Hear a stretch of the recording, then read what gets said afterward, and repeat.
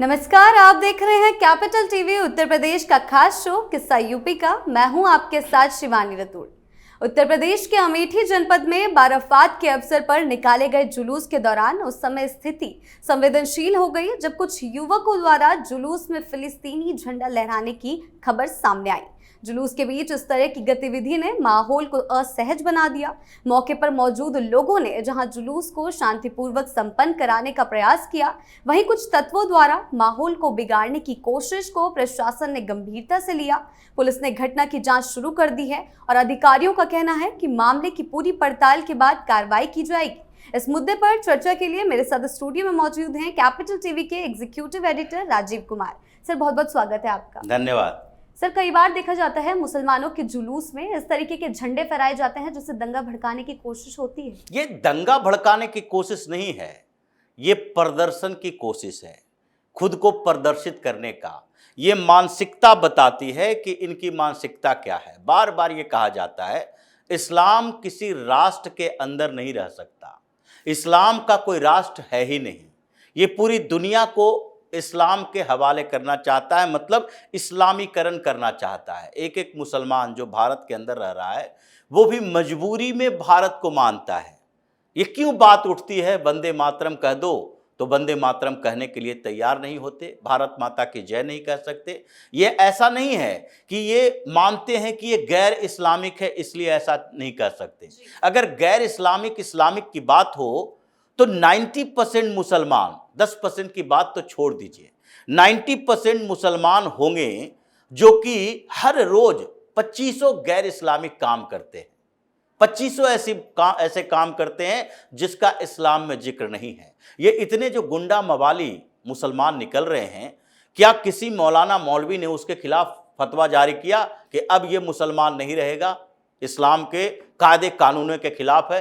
इतने जो बड़े गैंगस्टर हैं मुसलमानों के बीच, उसको तो पूरी दुनिया के मुस्लिम कम्युनिटी अपने सर पर रखी हुई है। बड़ा इस्लामिक देश बनता है पाकिस्तान, और वो दाऊद इब्राहिम को अपने पास संरक्षण देकर रखा था। जितने आतंकी संगठन हैं इन्हीं देशों में पलते हैं। तो फिर ये गैर इस्लामिक होने के कारण नहीं करता, बल्कि इसलिए करता है क्योंकि वो राष्ट्रवाद के दायरे में सीमित रहना नहीं चाहता।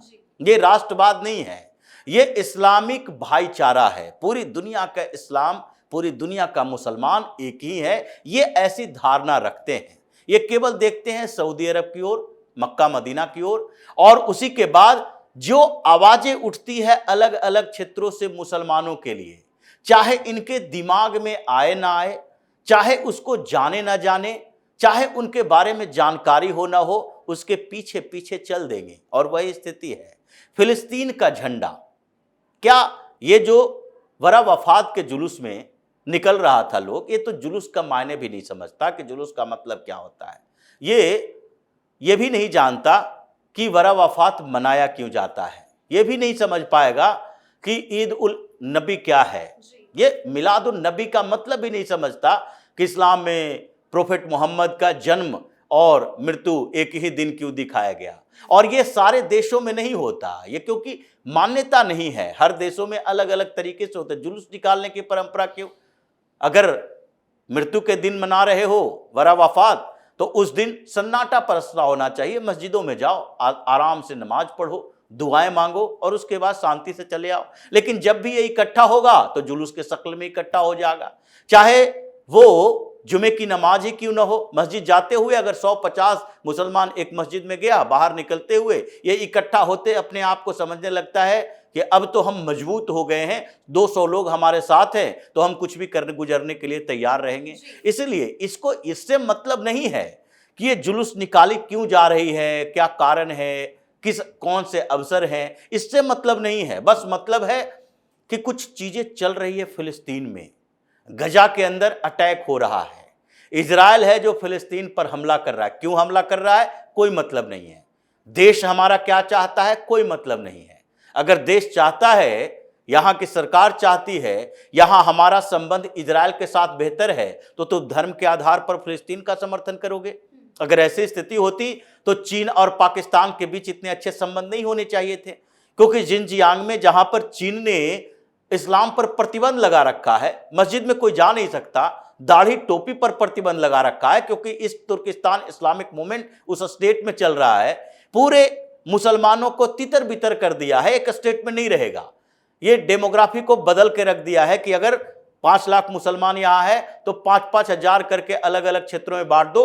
और जिनजियांग में जहां पर ये इस्लामिक मूवमेंट चला रहे थे, इस तुर्किस्तान, वहां पर चीन ने हान वंशियों को बसा दिया, लेकिन ये विरोध नहीं करेगा।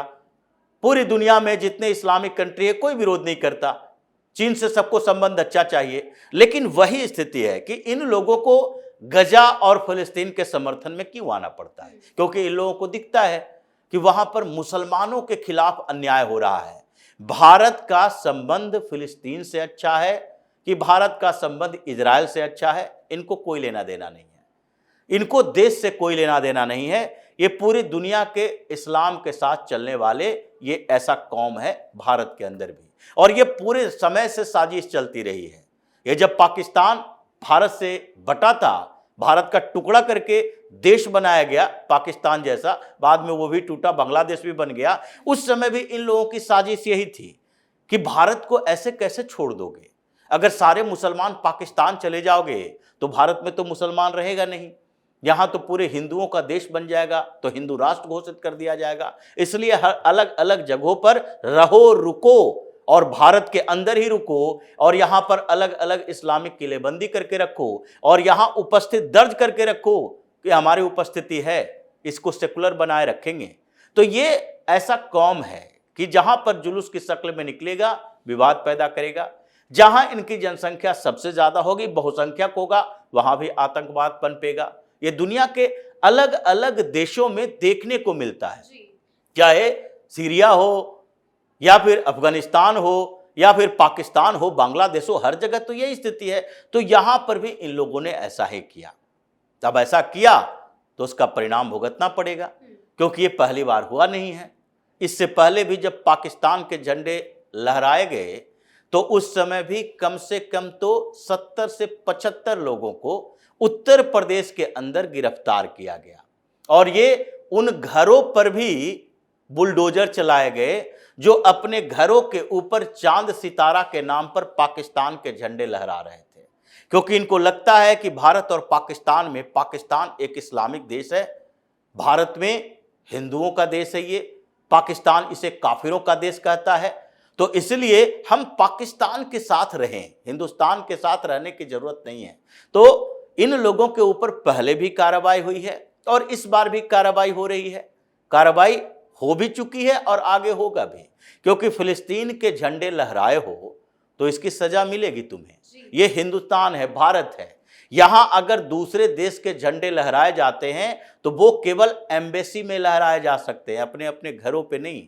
अपने घरों पे तिरंगा लहराओ, और अगर दूसरे देश का झंडा लहराते हो तो तुम्हारे खिलाफ कार्रवाई होगी, जैसे कि जय फिलिस्तीन बोलने पर इन लोगों के खिलाफ कार्रवाई हुई, संसद में कार्रवाई हुई। तो वो स्थितियां इन लोगों की हमेशा रही है, और अब फिर से ये आगे बढ़ रहे हैं, फिर से थोड़ा सा मोटिवेशन इनको मिलने लगा है, क्योंकि यही फिलिस्तीन के नाम पर प्रियंका वाड्रा फिलिस्तीन का बैग लेकर गई संसद के अंदर, राहुल गांधी फिलिस्तीन का बैग लेकर गए, इन लोगों ने टी शर्ट पर फिलिस्तीन की बात की। असदुद्दीन ओवैसी है जो फिलिस्तीन के नारे लगाते हुए संसद में देखा गया। तो इन लोगों को लगा कि अब हमें फिलिस्तीन का सपोर्ट करके अपने, यानी कि मुसलमानों की ताकत दिखानी है, क्योंकि हिंदुओं में भी कई ऐसे नेता हैं, बड़ी पार्टियों के नेता हैं, राहुल गांधी, प्रियंका वाड्रा जैसे कांग्रेस के नेता, ये अखिलेश यादव जैसे समाजवादी पार्टी के नेता, पूरा अपोजिशन पार्टी मिलके ये संसद के परिसर में फिलिस्तीन के लिए इन लोगों ने मांग की थी कि फिलिस्तीन का समर्थन करना चाहिए। अगर हम इजराइल से बेहतर संबंध रखते हैं, फिलिस्तीन का समर्थन क्यों करेंगे? तो यही मेरठ में भी हुआ, यही गाजियाबाद में भी हुआ, यही अमेठी में भी हुआ, यही बरेली में भी हुआ। हर जगह जहां जहां जुलूस निकाले गए, चाहे ईद के लिए हो या मुहर्रम के लिए हो या ईद मिलादुल नबी के लिए हो या बरा वफात के लिए हो, ये हर समय जब भी ये जुलूस की शक्ल में जाते हैं, चाहे पाकिस्तान जिंदाबाद के नारे लगेंगे या फिलिस्तीन के झंडे लहराए जाएंगे या फिर अल्लाहु अकबर कहे जाएंगे, इन लोगों के नारे लगाने और झंडे के प्रदर्शन करने का तरीका ही यही है। इसलिए योगी की सरकार इन लोगों की मरम्मत की पूरी तैयारी कर चुकी है और जैसे ही ये सारी चीजें आती है वैसे ही एक्टिव होती है पुलिस प्रशासन, चाहे संभल में हो या फिर आगरा में हो, फतेहपुर सीकरी में हो या रायबरेली में हो। हर जगह पर इन लोगों के लिए तैयारी की जा चुकी है कि अब एंटी मौलाना टास्क फोर्स की जो जरूरत महसूस हो रही है, ये सब जिलों में एंटी मौलाना टास्क फोर्स हो और इन लोगों ने जो उत्तर प्रदेश की व्यवस्था को बदलने की कोशिश की है उसको पटरी पर लाने के लिए इनको बताना पड़ेगा कि तुम भारत के अंदर रह रहे हो, अगर तुम्हें भारत से प्रेम नहीं है तो जिन देशों के झंडे लहराते हो, जिसका गुणगान करते हो, उन्हीं के यहाँ जाओ और उन्हीं के यहाँ नारेबाजी करो। ये इनकी औकात बताने के लिए योगी सरकार की पुलिस ने अपने तरीके से तैयारी की है। ये जितनी बार ऐसा काम करेंगे उतनी बार इन लोगों को सजा मिलेगी। जी सर, बहुत बहुत धन्यवाद आपका इन तमाम जानकारियों के लिए। धन्यवाद। इस प्रकार की हरकत न केवल सामाजिक सौहार्द को ठेस पहुंचाने वाली है बल्कि ये कानून व्यवस्था के लिए भी एक गंभीर चुनौती बन सकती है। जब कुछ असामाजिक तत्व अपने निजी एजेंडे को बढ़ावा देने की कोशिश करते हैं, माहौल को बिगाड़ते हैं, तो वो बिल्कुल भी बर्दाश्त नहीं होगा। प्रशासन द्वारा की जा रही जांच से स्पष्ट है कि इस मामले को हल्के में नहीं लिया जाएगा और दोषियों के खिलाफ सख्त कार्रवाई की जाएगी। फिलहाल सुरक्षा एजेंसियां सतर्क हैं और इलाके में शांति बनाए रखने की अपील की जा रही है। आपकी इस बारे में क्या राय है, हमें कमेंट सेक्शन में जरूर बताएं। वीडियो को लाइक कीजिए, शेयर कीजिए और चैनल को सब्सक्राइब करना ना भूलें। धन्यवाद।